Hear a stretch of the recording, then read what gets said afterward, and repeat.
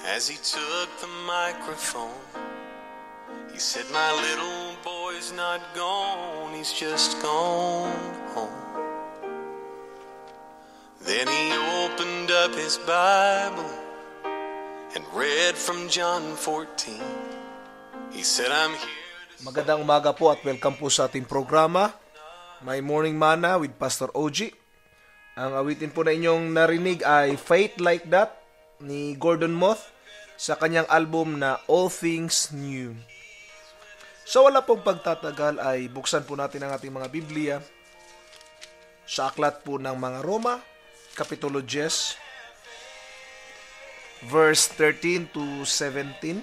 Ito pong pagkasabi, sapagkat sinabi sa kasulatan, maliligtas ang lahat na tumatawag sa pangalan ng Panginoon. Ngunit, paanong tatawagin ng mga tao ang hindi nila sinasampalatayanan? Paano silang mananampalataya kung wala silang napakinggan tungkol sa Kanya? Paano naman silang makapakinig kung walang nangangaral? At paanong mapapangaral ang sinuman kung hindi siya isinugo? Ayon sa nasusulat, ukay inam nang makitang dumarating ang mga nagdadala ng mabuting balita. Ngunit hindi lahat ay naniniwala sa mabuting balita. Ganito ang sabi ni Isaias, Panginoon, sino ang naniniwala sa sinasabi namin? Kaya't ang pananampalataya ay bunga ng pakikinig at makakapakinig lamang kung may nangangaral tungkol kay Kristo. Sa umaga pong ito ay pag-uusapan po natin ang topic na nagsasabing personal gospel. The gospel of God is designed not for, hindi lang sa foreign nations, but within ourselves, within our families. Sinabi nga dito sa salita ng ating Panginoon, sabi dito, sino man ang tumatawag sa ating Panginoon ay maliligtas. Walang pinipiling tao ang kaligtasan ng Diyos. Kahit sino yan, kahit kaano man yung kasama, maging amo nyo, pag siya ay tatawag sa Diyos, hindi siya tatalikdan ng Diyos. Dahil ang Diyos ay handang tumanggap sino man, gaano man karumi ng kasalanan na ginawa ng tao, gaano man kalaki ng kanyang mga pagkukulang, but still the promise of God's salvation is always available to every individual who will call upon the name of the Lord. Pero paano nga sila makakarinig o paano nga sila mananampalataya gayong hindi sila naman nakapakinig? Kaya nga po, isa siguro sa mga opportunity bakit tayo naging kasambahay o naging katuwang ay para mapaabot natin ang magandang balita sa kaligtasan ng ating Panginoong Hesukristo. Ang pagbabagong ibinigay ng Diyos sa buhay natin.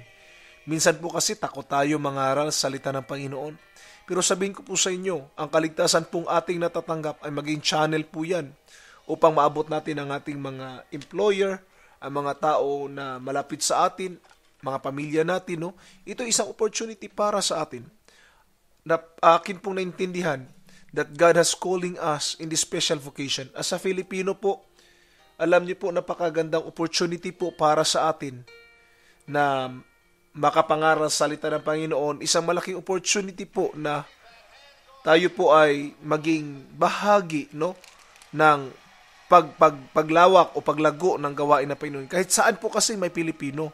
At kahit saan po ay pwedeng gamitin ng Diyos ang mga Pilipino dahil sa handa tayo makinig sa Diyos. Pero ang tanong, tayo po ba ay handa bang ibigay ang ating sarili upang ipangaral ang kanyang mga salita sa mga taong nakapalibot sa atin? Kaya nga sinabi ni Isaias, sino ang makikinig sa amin? But still, sinabi niya, ngunit kaya't ang mananampalataya ay bunga ng pakikinig. Kaya sabi niya, hindi mahalaga kung sino mananampalataya, ang importante, sino ang makikinig. Doon mag-umpisa Kung ang tao ay handang makinig sa salita ng Panginoon, faith will start to bloom. Let's just plant the seed, Let's just plant the seed of faith to those people who are listening after us. And I believe that we can have greater blessing. We can reach our families, we can reach our neighbor if we are just willing to start planting the seed, Have this gospel become personal to us, because the world is not the world itself. It's you. You are part of the world. Yung neighbor mo is part of the world. For God so loved the world that He gave His only begotten Son. The world is not just the word in itself, But your neighbor is part of the world. You are part of the world. Every one of us can be used by God in this end time. Magpagamit tayo sa Panginoon upang abutin ang marami pang kaluluwa. There's pride in every American heart, and it's time we stand and say, I'm proud to be an American, where at least I know I'm free. Ang awitin po ninyong narinig ay God Bless the USA by Ivan Parker, no, sa kanilang album na God Bless the USA, a Salute to the American Spirit. Ngayon ay pagpatuloy tayo sa ating pag-aaral sa salita ng Panginoon. Meron lang po akong ibang mga quotations na gustong ibahagi po sa inyo sa umagang ito. Una po na quotation na binanggit ko po dito is, someone has to tell them about Christ who died, buried, and rose again. And that someone is you. They need someone, no, to tell that Jesus is the Lord who died, rose again. Who died, buried, and rose again. Ikaw po ay tinawag ng Diyos to become that someone, to become an instrument of God. Hindi po sapat na si pastor lang ang mga ngaral sa salita ng Panginoon. Tayo pong lahat ay bahagi po ng gawain ito. Every one of us is part of the world. Every one of us should be an asset for this kingdom to reach the world for Christ's sake. Another point po na gusto kong iparating ay ganito. Who shall believe a report? Not all will, but still we will tell the report. Hindi lahat ay makikinig o hindi lahat ay handang mananampalataya sa ating report. But all we have to do is share the gospel, tell the world. And if ever there are people who will listen, their faith will grow, and what will happen eventually, they will be serving God. Hindi natin alam kasi kung ano ang mangyayari in the near future. All we can anticipate is what will happen today. But the future, we don't know what will happen. Only God knows. That's why my challenge for my dear brothers and sisters is this. Simple. Share the gospel. Never show anticipation. Never show embarrassment. Never show discouragement in sharing the gospel. Just remain calm. Magpatuloy tayo na. Mag-remain lang tayo na kalmang ipangaral ang salita ng Panginoon. Huwag tayong mahiya. Huwag tayong matakot. Because we are sharing the good news for them.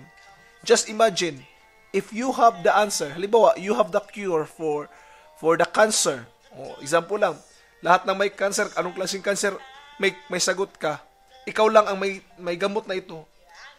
Sasarilinin mo lang ba yung itong formula na ito o ipapaalam mo sa mundo at sabihin mo, alam nyo, may sagot ako dyan sa problemang yan. The same is true with the gospel. The gospel is the answer to the cancerous world that we have.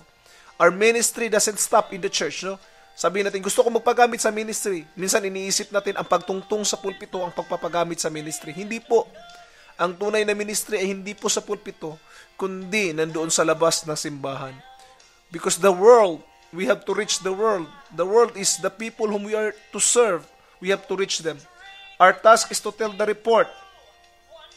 It's God's part to touch them. Hindi natin trabaho ang i-convert sila. Our task is to share the gospel. Conversion is the work of God. Ang pag-convert sa kanila ay gawain niya ng Diyos. Hindi tayo ang nagko-convert ng kaluluwa. Diyos lang ang nagko-convert ng kaluluwa. Our task is only to share the gospel, to share the good news that we have received from the Lord. Another point po, you don't have to go to the foreign land to share the gospel. Start from your home. Bakit po? Sa tahanan natin, dyan nag-umpisa yan. Mga kamag-anak, mga kapamilya, dyan po nag-umpisa ang gospel na atin pong pinapangaral. Minsan kasi nag-iisip tayo, kailangan maabot ko yung maraming tao sa ibang bansa. No, do not think about people on the other side of the country. Think about the people whom you have now, yung mga taong kasama mo ngayon. Remember this, that the light that shines farthest shines brightest at home. Again, ulitin ko po. The light that shines farthest shines brightest at home. Ibig sabihin po, yung liwanag na ating nakikita at malayo ang mararating ay yung liwanag na nag-umpisa sa ating tahanan. Start it from your home to share the gospel to your family, to your husband, to your wives, to your children, to your parents, share this gospel, the good news that Jesus died, buried, and rose again. God bless po. The silence that comes with trusting